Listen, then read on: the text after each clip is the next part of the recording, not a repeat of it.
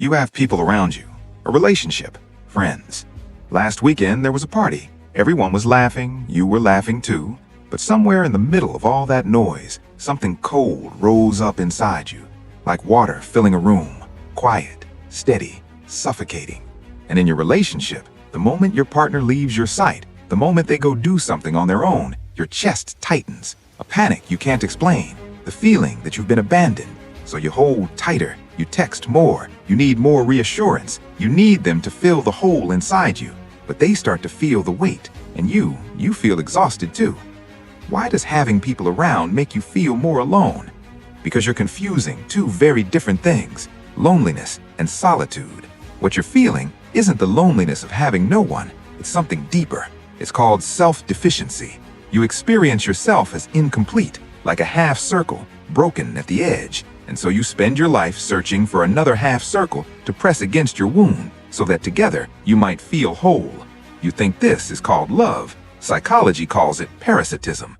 If you can only feel complete when another person is present, you're not loving them, you're using them as an escape hatch from yourself. But wanting connection isn't wrong. Needing it to survive, that's where it breaks.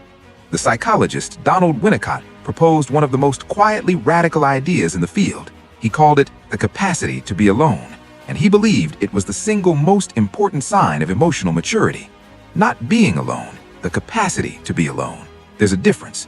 Not locking yourself in a dark room, but being able to sit quietly inside your own world, even when someone else is nearby, without anxiety, without reaching, without needing to fill the silence.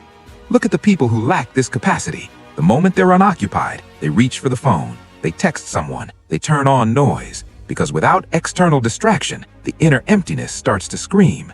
So you found a relationship not to share yourself with someone, but to find someone who would drown out the screaming. It won't work. It never does, because no one can carry the weight of your life for you. So what do?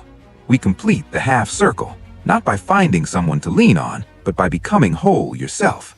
Here's the difference. In a dependent relationship, two half circles overlap, each one gripping the other for shape. Each one unable to exist without the other's outline. They merge, they tangle, they slowly suffocate each other.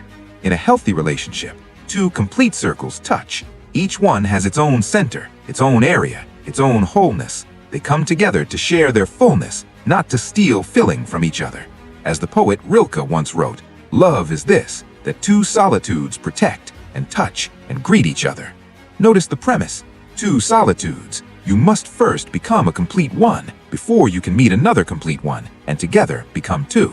If you are 0.5, the person you attract will also be 0.5, and two halves pressed together do not make a whole. They make two wounded people holding each other up, hoping neither one falls.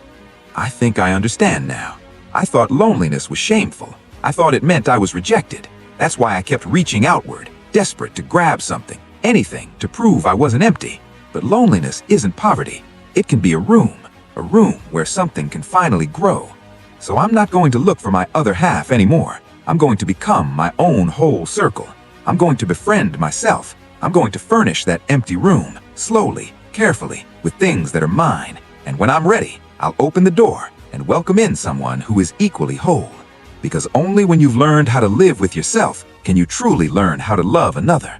Don't be afraid of the empty room. That's not emptiness, that's space. Space for your soul to grow. In a world full of noise, may you find the ability to celebrate alone.